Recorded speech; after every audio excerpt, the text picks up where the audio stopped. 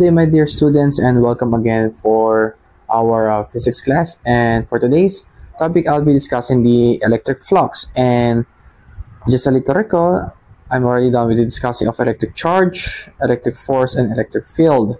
Where part of the electric charge, we determine the different net charge of a certain particle, which we use the positive negative 1.68 times 10 to the power of negative 19 coulomb. And then for the electric force, we use the Coulomb's law, where F is equals to K constant, which is 8.99 times 10 to the power of 9 Newton times meter squared over Coulomb squared, multiplied to charge 1, charge 2 over the distance squared. Now, for the electric field, we integrate the Coulomb's constant K to find a certain electric field, and also if there's a determining the magnitude of a certain charge, we also use the electric field is equals to force over charge. Now, in this topic, I'll be discussing the electric flux and the Gauss law. So these are also connected to the following formula that I've discussed previously, and this time I'll be discussing a new formula where the electric flux is equals to charge over epsilon. Now, to deepen our understanding of this one, our objective for today is for you to calculate the electric flux, use the Gauss law, and able to solve problems involving electric charges, dipoles, forces, fields, and fluxes. Now, without further ado, allow me to give you a little background about the electric flux. Now, when you say electric flux, it is a terms of electromagnetism where it is a measure of the electric field lines crossing the surface. So definitely, this electric field cannot flow by itself. So again, it's a way of describing the electric field strength at any distance from the charge creating the field. It means that there is an attraction and how many charges was being attracted on a certain surface. Now, it says here that the stronger the electric flux, the more electric field line crossing the surface. It means that it varies on their position. That is why we use this formula of electric flux equals to electric field multiplied to the area cosine theta. Ang gusto sabihin sa atin dito na nag-iiba po siya ng kanyang position o yung kanyang pinaka-vector sum. Allow me to show an illustration with that. Kapag po minimum number po ang flux lines po natin, so you can see, no, slant, naka-slant siya. Okay? And also this one, ito moderate lang daw to. However, if it is in a maximum, meron siyang strong attraction, so you can see that this line result to a 0 degrees. Okay? Now, yung mga minimum and moderate po natin, it varies on their degrees. It may be from 90 to 80, 70, 60, and it varies again. It depends how many charges were intercept or pumasok in a certain area. So, dito napapansin nyo naman din sa illustration po natin na the different view of a certain surface. Now, in a Gaussian surface, so this one naman po refers to a enclosed. Okay, so basahin ko to. A Gaussian surface is a special surface over which the Gauss law can be applied. Now, any Gaussian surface has to satisfy the following condition, such as the shape of the surface may be irregular, but it must be large to enclose the charge. Ibig sabihin po, kahit ano po ang itsura nung ating certain electric field, we are referring to a closed field. Saan po yung closed field dito? Ito, closed field na po yan. Okay? Now, if there's a closed field, therefore, we'll be using a different formula for this one, which we apply the Gauss law. Now, the magnitude of the field must be constant. Bakit? Kasi nga po, para sa isang object, go tayo dito ng circle, no, inside of it, the magnitude of it there is constant kasi naka-enclose siya. Could that be escape? Hindi siya makalabas. When what we are referring here dun naman sa electric flux is the outside attraction.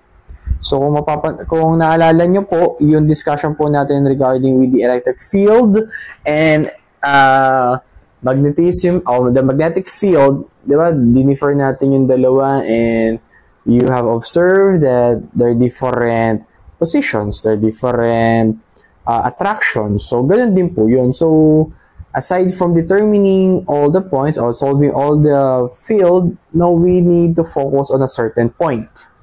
Okay? Now, the application of this Gauss law can be used to find the electric field of point charge. Okay, mayroon tayong specific area. Now, this infinite sheet of charge or sphere of charge, so maybe it may be distributed symmetrically in nature. Okay, so the following formula that we may use is, first is the electric field due to infinite line of charge. Okay, when we determine the density of a certain charge divided by 2, that 2 multiplied to pi epsilon r, and then if we are referring to electric field due to infinite sheet of charge, so malawak, no, again the density again over 2 epsilon, and then if it is a spherical shell, we use the electric field K coulombs, okay, the constant K multiplied to charge over r squared, which is in the previous discussion po natin, we are already done on this one. Okay, so the KQ over r squared. Now this in this topic, I'll be discussing these two, and also the electric flux is equals to EA, and then electric flux is equals to EA, or the electric field multiplied to area cosine theta. Okay. Now again, so in the point charge electric field, we use the electric field is equals to KQ over r squared. When if we're going to expand that, no, yung K natin sinasabi dito, that's over 1 over 4 pi epsilon, which is the Coulomb's constant and permittivity. Yung epsilon po natin, constant po ito na 8.85 times 10 to the power of negative 12 Coulomb squared over Newton meter squared. Constant po yan. Okay? Now, if a certain given problem, if we are looking for a certain electric flux or point charge, no, we'll be using Q over 4 pi epsilon r squared. Okay? Again, kapag determine natin yung electric flux of a certain point charge, we use this formula. Okay? Ito pong formula. Now, so at this point, if we're going to derive again of this formula, and we're referring to the surface area, we may use this area of 4 pi r squared. Ayan, so nakasama na yun. That's why part po siya ng permittivity na 4 pi epsilon. So yung epsilon natin ay constant na 8.85 times 10 to the power of negative 12. And yung 4 pi naman po natin, and the r squared, it's referring to the area. So, which this, we're referring to the electric flux. Okay? Now, if this electric flux is also available naman niya yung kanya electric field, then definitely we can just simply multiply, or we use this formula where the electric field is multiplied to the area for us to determine the electric flux.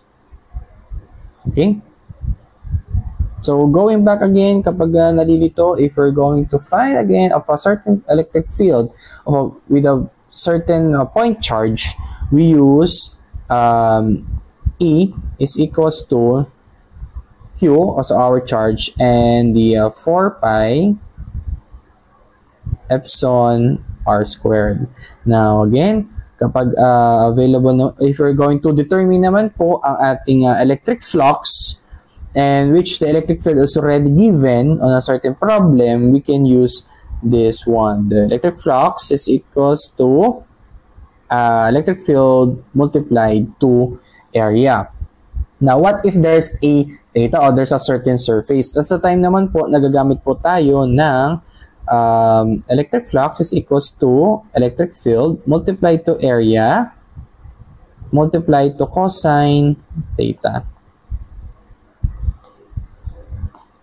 Now, to deepen again our understanding, this epsilon naught is a constant value that represents the permittivity of free space or absolute permittivity or electric constant.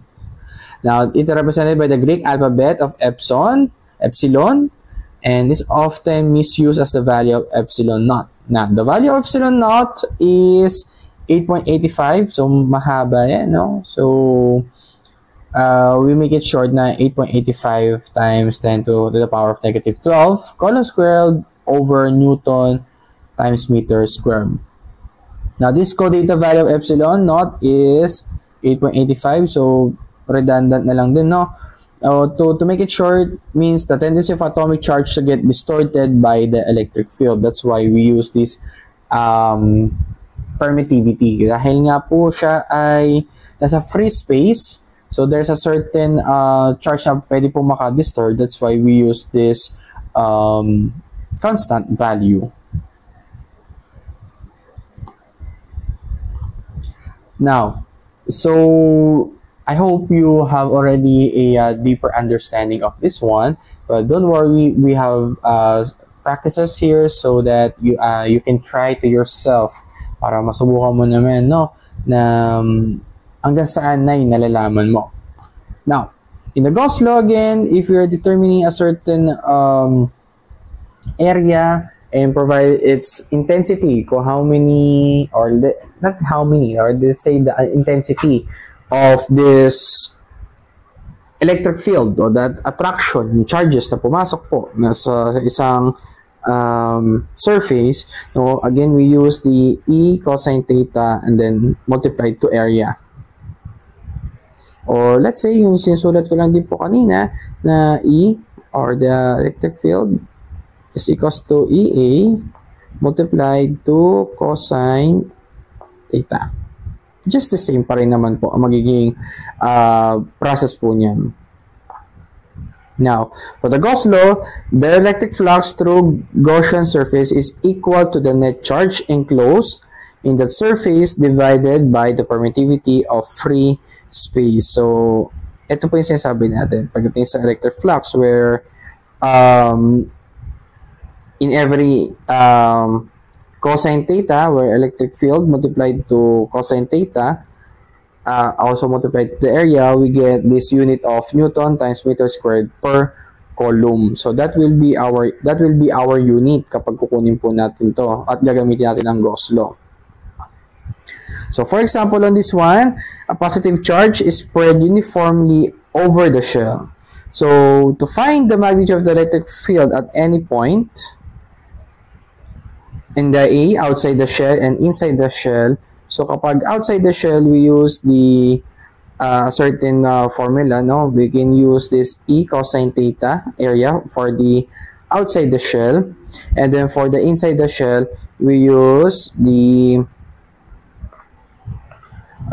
E is equals to charge over 4 pi epsilon r squared.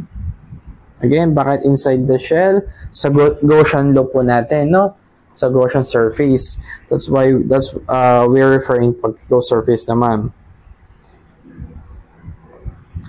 Now, in the outside shell, charge is distributed uniformly over the spherical shell. So, pare-parehas po ang charges kapag sa labas.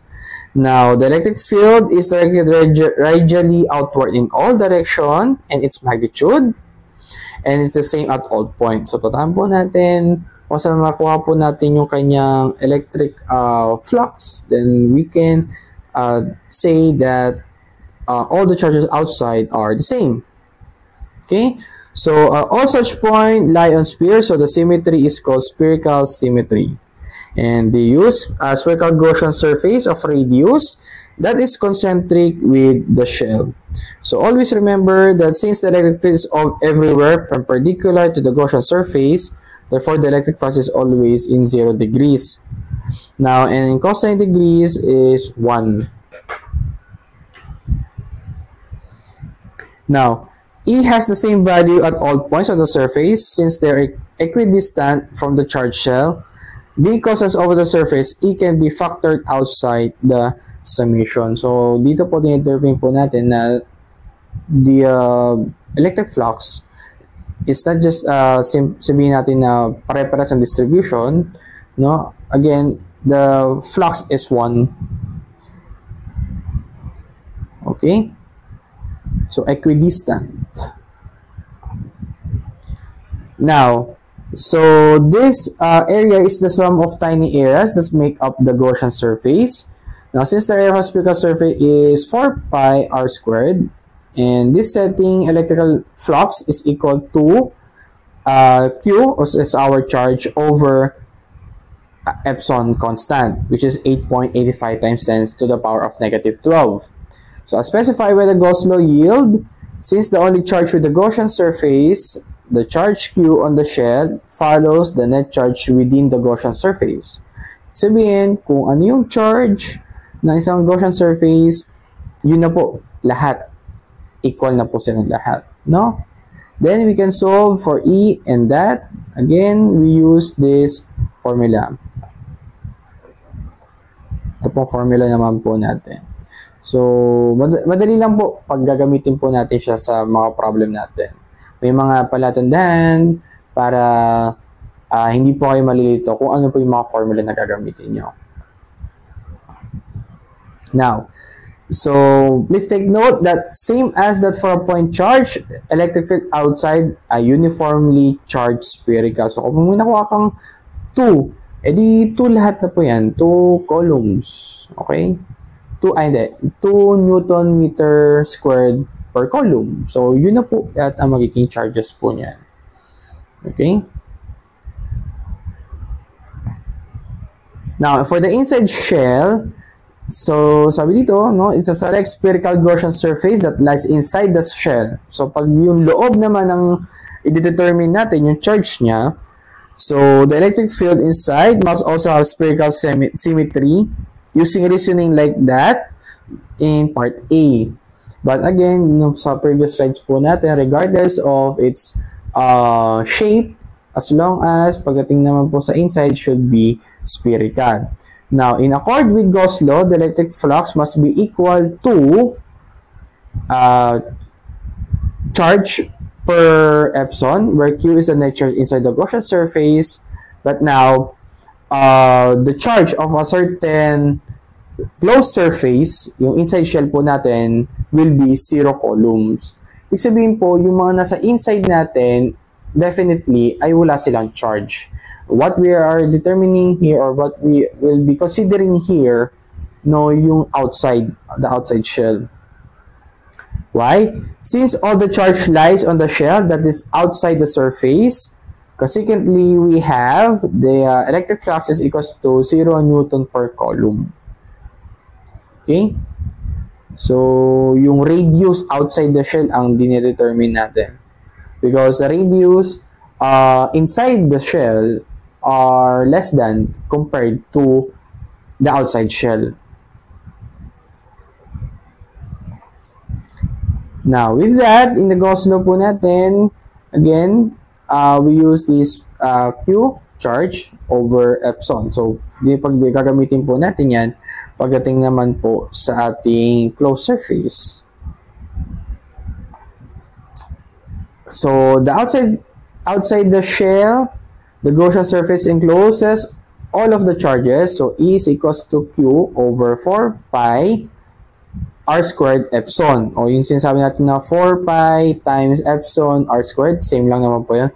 Sa outside the shell po yun. Now, if there will be no radius, kasi nga, nasa inside shell siya, so gagamitin naman natin is charge over epsilon. Now, inside the shell, the Gaussian surface enclosed, always no charge. Tandaan po natin yun. Pag nasa loob, definitely no charge. Pag nasa labas, or let's say outside the shell, kung ano yung makuha natin yung charges, it represents all the lines na yun ang kanilang mga charges. Okay, so let us assess your learnings based on your understandings about my discussion about this electric flux by answering the following questions. So, subukan lang natin, no? Wala namang problema doon. Kasi, this to ensure if you really learn and understand the concept. Okay? Now, example on this one is a charged particle is located at the center of uniformly charged hollow sphere. Now, what is the net electrostatic force on the charged particle? What do you think will be the best answer for this one? Okay, so with analyzing on this one, it says here the center of uniformly charged hollow sphere. So definitely the answer will be letter B. Okay, will be letter B, where exert no force. Why? Sabi nga dito sa ating example, no? Example, this object is spherical. Okay? Yung charge daw po na nandito sa center, itong center na po ito, definitely no charge. Okay? Why? Because on the surface lang po, if the charges of the electric field lines, or rather, the force rather, not charges, the forces, electrostatic force, ay nasa surface, definitely it leaves the center A no force. Okay, X po siya. Now, if other cases, may mga objects po tayo na nagsisimula yung electric force in the middle, then definitely, that's a time po na magkakaroon lang po ng force yung center natin. Now, please take note on this one, hollow sphere kasi.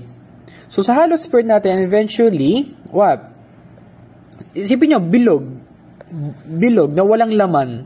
Empty space lang siya sa loob. So, this electric force, definitely, is para nasa surface lang po siya. Nagka-cancel out lang siya. Okay? That is why the net electric force on the particle will be 0 newtons because the vector sum of all the forces on it due to the charge on the sphere is 0. Okay? Next. So, ito yung explanation yan. Again, it varies on the situation. Mapapansin nyo po dito, if manggagaling yung pinaka-electrostatic force niya po sa middle, then definitely magkakaroon po ng force, electrostatic force yung middle. But it varies on the different situation. Kapag sabi natin hollow sphere, then definitely no electrostatic force at all. Now, moving forward, next is a charged particle located at a distance of R2 from the center of uniformly charged below sphere of radius. Now, what is the net electric force on the charged particle? So, with these letters A, B, C, D, and E, what will be the best answer that fit on this question? So, basically, the answer will be letter A. Why? Again, the material of the object is hollow sphere. So, ganoon lang din po siya sa ating previous question po natin. Now, let's try this gaseous sphere. An example. Now, a point charge of positive 2.2 picoulomb is isolated in space. Now, find the electric field at point 14 cm for the charge. On the given po natin, meron po tayong 2.2 PC. Okay? Which we are going to convert that 2.2 times 10 to negative 12. So, just simply divide that to 10 to 12, 10 to the power of 12 to convert that into coulomb. Now, this radius, 14 cm, convert lang po natin siya sa 0.14 meter. And there, we'll be using this electric flux is equals to, electric field rather. Electric field is equals to charge over 4 pi epsilon r squared. For this epsilon r squared, makuha po natin dito is 1 Newton per coulomb.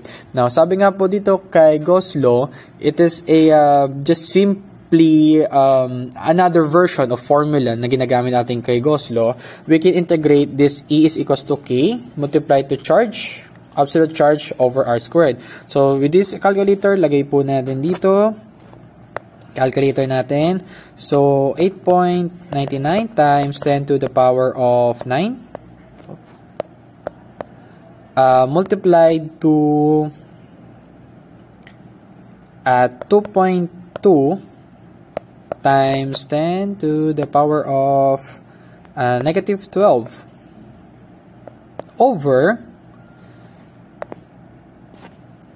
0.14 squared, and there you will get 1.009 times 10 to the 24, pero eventually pwede natin ilagay na lang dito is 1 Newton per column. So which again pa rin po, pwede po natin gamitin yung E is equals to K Q charge over R squared, kasi definitely what it was asking you here is the electric field.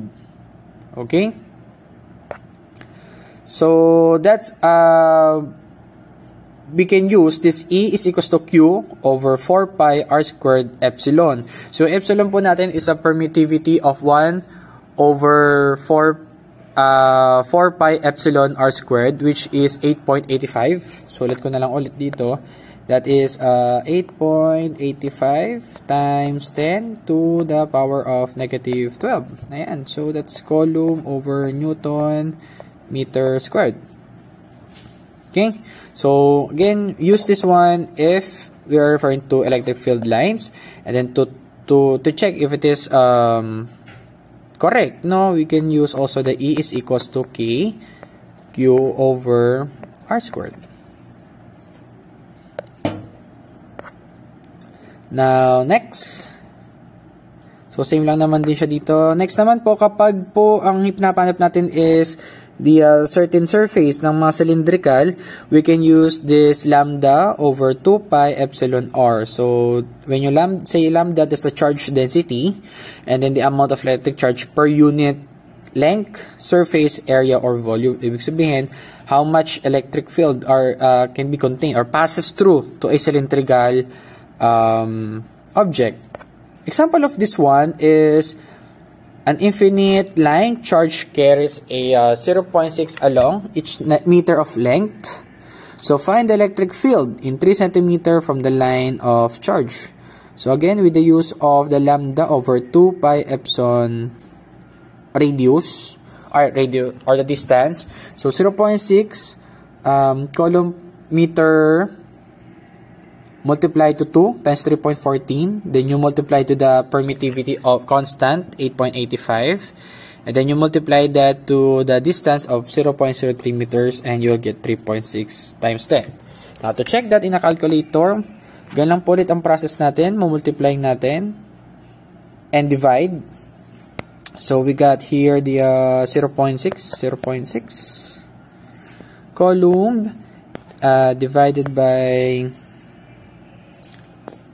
2, and then lagay po natin yung pi, 2 pi, and then 8.85 times 10 to negative 12, and then multiply natin siya ulit sa ating distance na 0.03, and there you will get 3.6 times 10 to positive 11. So dito lumabas kasi no 35967218778. So move lang natin yung decimals to the left for us to get the 3.6. Okay, pwede naman 3.59 times 10. So mag-a-adjust na lang po tayo sa magiging power po natin, no? Or sa exponent. So again, we use this one for the cylindrical sa ating Gaussian surface, and if we are referring to a electric field due to infinite plane sheet. Pag plane sheet naman po, we'll be using this lambda. Okay, is this lambda for a while? So I think this is a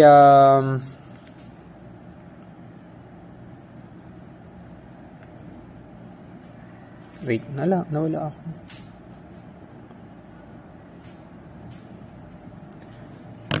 So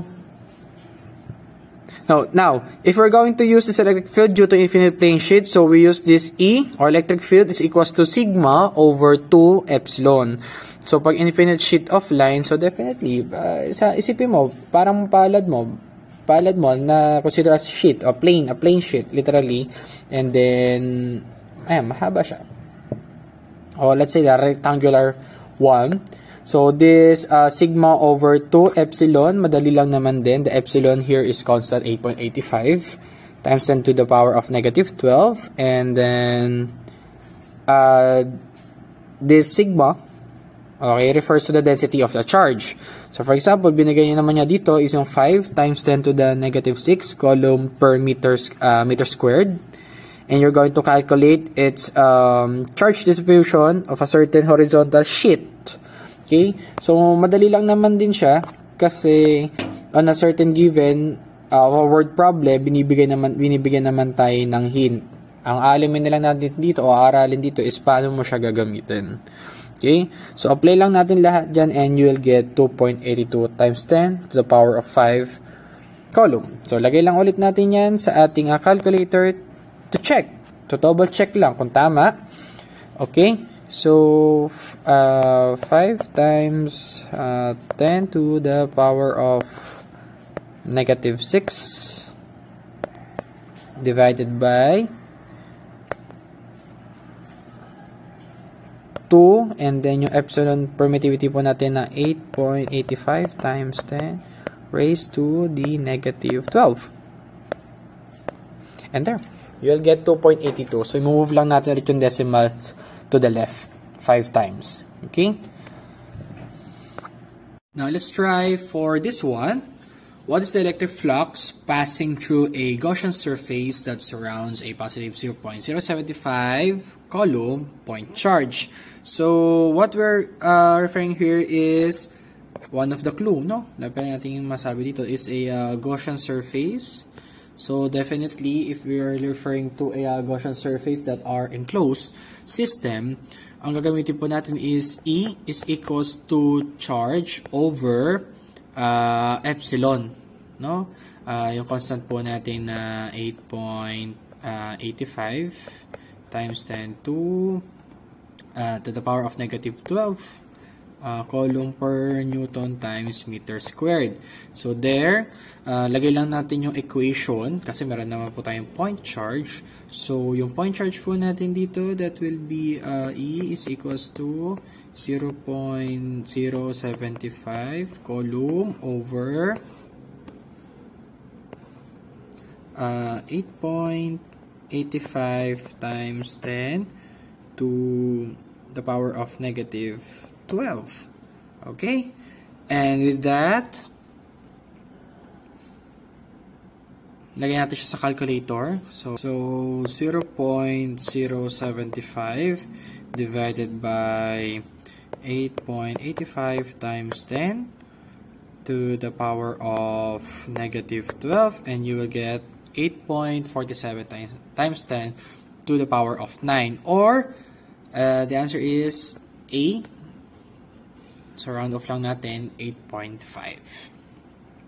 Next will be a uniform electric field with a magnitude of 125,000 Newton per coulomb passes through a rectangle with sides of 2.50 meters and 500 meters. Now, the angle between the electric field vector and the vector normal to the rectangular plane is 65 degrees. So, what will be the electric flux? So, electric flux po natin, again, for our formula, electric flux is equals to E, electric field multiplied to surface area, and cosine theta. Okay po.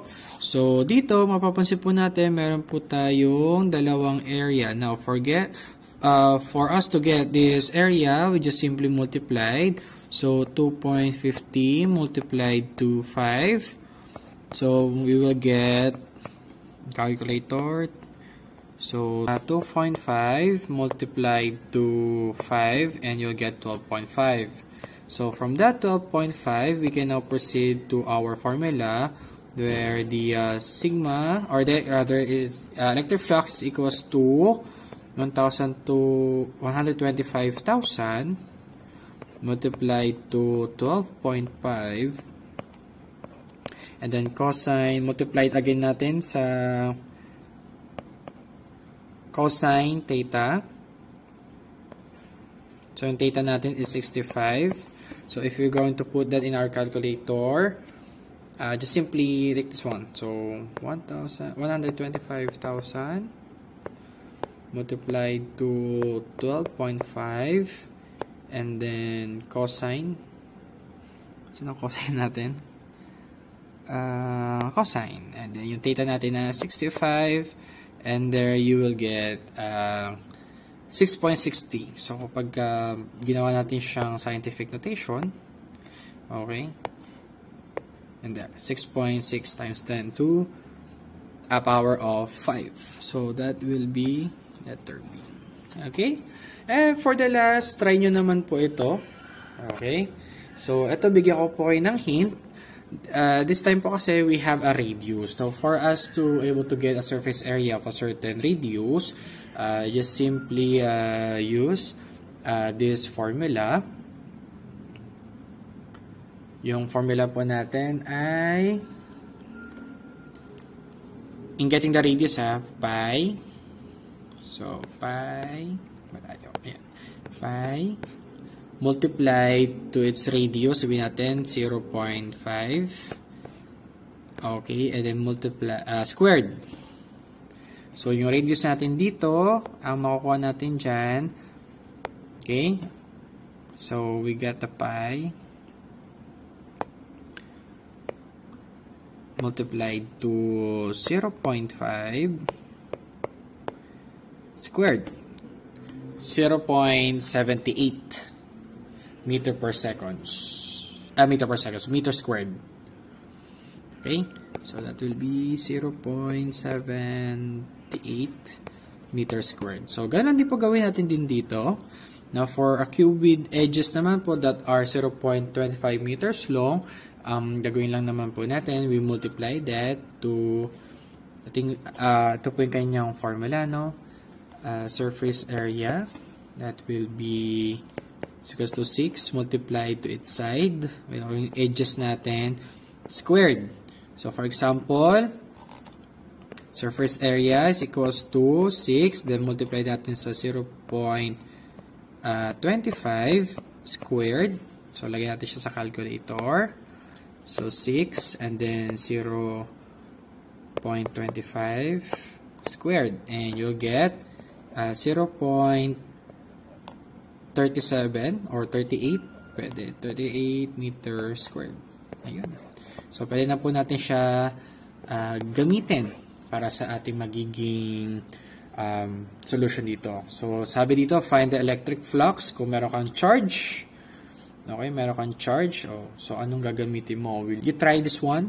And then, if you want to share your answer, just simply comment down. Okay? So, thank you and God bless.